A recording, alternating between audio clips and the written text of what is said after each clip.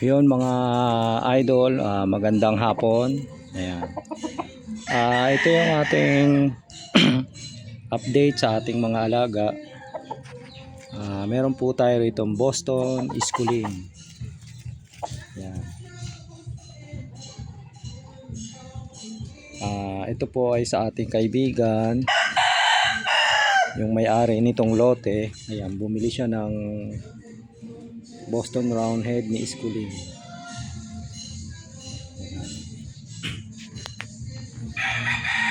Ito po ay bull stag.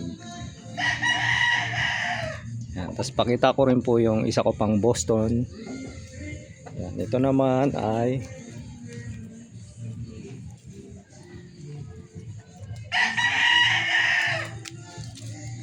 yan, sobrang ilap pa mga idol.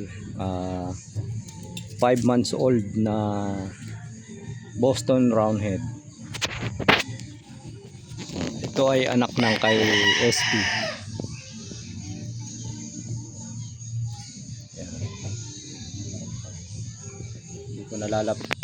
Hindi ko nalalapitan kasi sobrang ilap.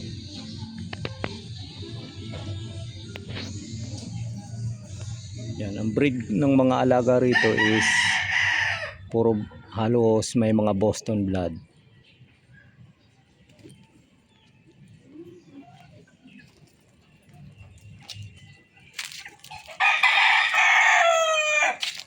Tapos ito, yan malalaki na. 4 na piraso lang. Ito ay Boston 3/4 Boston 1/4 Tornado.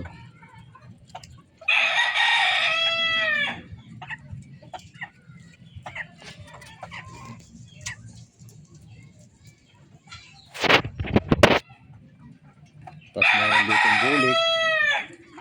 Ayan, bulik ng ating kaibigan.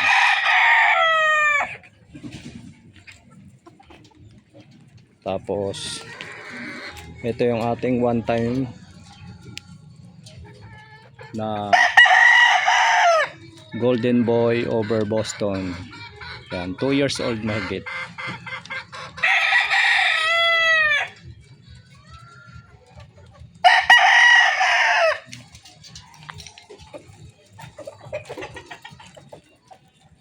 Tapos ito yung ating 5K sweater na 3 years old.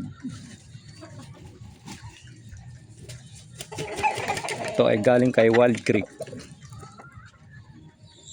Yan, baka bala ko na rin isali sa exam to. Kahit 2 hits lang. Yan. Tapos meron din akong binili rito na straight breed na Mel Sims. Mel Sims Black. Sabi ng pinagkunan ko nito, ito raw ay Tata Ray Beriones. Ayan, gandang manok.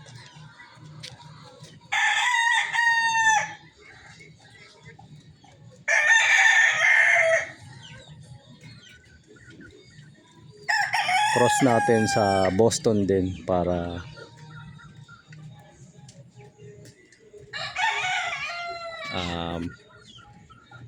magkaroon tayo ng Boston Black.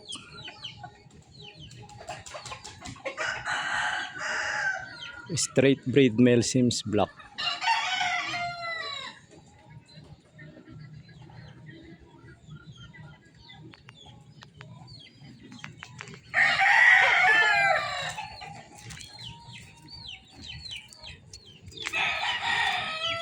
Tapos ito yung ating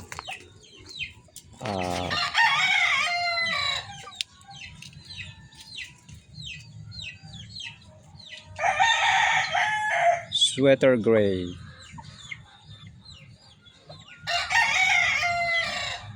Yan, 4 na magkakapatid to, na out na yung 3. Nagtira lang ako ng isa para testing ko lang sa istagan. Testing din tayo ng ating mga alaga.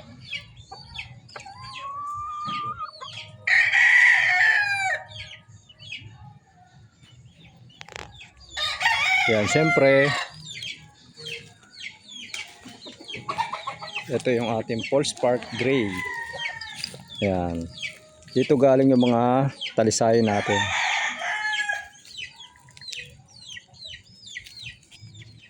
Yan.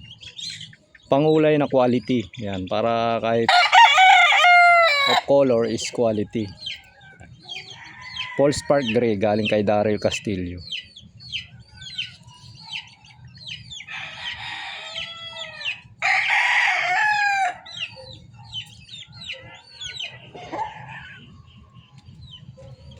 Yan, dito ko na lang siguro tatapusin yung aking video.